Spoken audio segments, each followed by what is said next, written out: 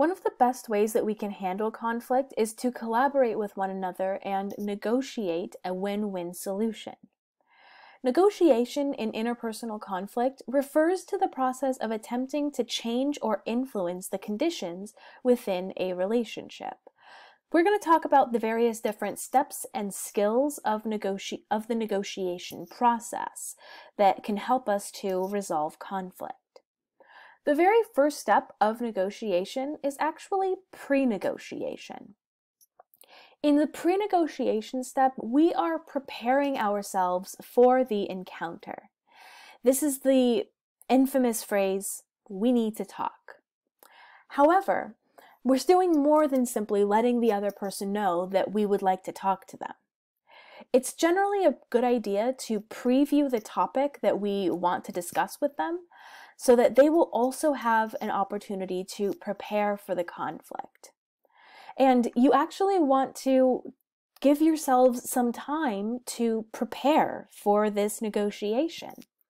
It might seem awkward to set a date to talk to the other person about the conflict, but doing otherwise and just saying, hey, we need to talk and go into this whole conflict will just completely blindside the other person. And that's not what we want to have happen, because if we're blindsiding them, then they are going to be starting off on the back foot and their defenses are going to be automatically raised. So it's important for us to make our preview simple and non-threatening. We can simply say, hey, can we sit down to talk about X tomorrow? While we are in this pre-negotiation stage, we need to figure out what our goals are for the interaction. We can do things like determine what our ideal outcome is going to be and what our bottom line is. In other words, what do we want to have happen? And at what point would we break off the negotiation and walk away from the table? It's important for us to realize that there's a range between our ideal outcome and our bottom line. And it's important for us to remain flexible. This is key to successful negotiation. So you've told your partner that we need to talk, and then you actually sit down to talk. So the next phase is opening, the opening of the negotiation. In this opening, you want to make sure that you set a tone for the interaction, because the other person is likely to reciprocate that tone. It's also important for you to establish common ground by bringing up some of your overlapping interests and using we language rather than I language within the negotiation. It's a good idea to be cooperative and pleasant at the very beginning of the negotiation. After the tone is set and the common ground is established, you will likely enter the exploration phase. This is where there is a high level of information exchange. You are attempting to get a panoramic view of the conflict by sharing your perspective and by listening to the other person share their perspective.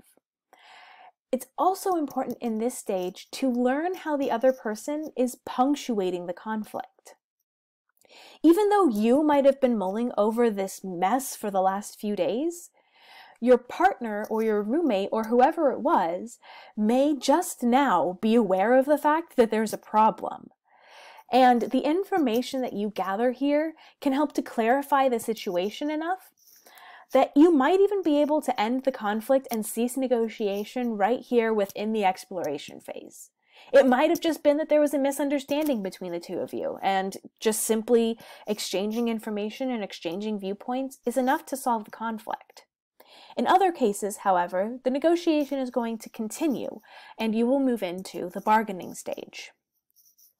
The bargaining stage happens when we make proposals and concessions. The proposals that you make in this stage should be informed by what you learned during the exploration stage.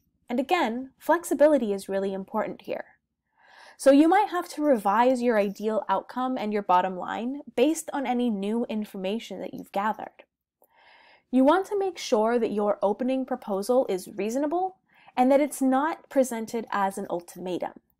So you don't want to use language like, I don't ever want to see another dish left in the sink, or it's either me or this, or me or the dog, or if we don't do this, then the relationship is over type of language. We want to avoid those ultimatums. Through the proposals that you make, however, in this bargaining phase, you could potentially end up with a win-win situation. Especially if you and your partner are truly working to collaborate with one another, you could potentially find that solution that solves everyone's needs perfectly. If, however, there are areas of disagreement, you might have to make some concessions and potentially compromise, which ends up in a partial win, partial loss situation. Which brings us, of course, to the settlement phase. When we reach the settlement phase, we are deciding on a solution. So we're picking one of the proposals that was put forth in the bargaining stage, and then we are summarizing that chosen proposal and any related concessions. The summary part of this is important because it's possible that each party can have a different view of the agreed solution. So summarizing it and asking for confirmation from the partner makes sure that everybody is on the same page. But the most important part of this is the follow-up or the follow-through. We want to make sure that we follow up on the solution to make sure that it's working for both parties. It might be that what the solution that we come up with is perfect and that it completely solves the problem and that this conflict is now over. But in some cases, the solution that we came up with, though it looked perfect at first, ends up not solving the problem in the way that we thought it would. So following up on the solution makes sure that it is working. And we might need to go back to the exploration or the bargaining stages in order to come up with a better version of that solution. So if we can work together in a conflict and work through these steps of negotiation to really collaborate, we can find that solution that ultimately ends the conflict, or at the very least makes the conflict better, right? It can ease the tension that is happening within the relationship, and hopefully we can find that solution that is going to work for both parties involved.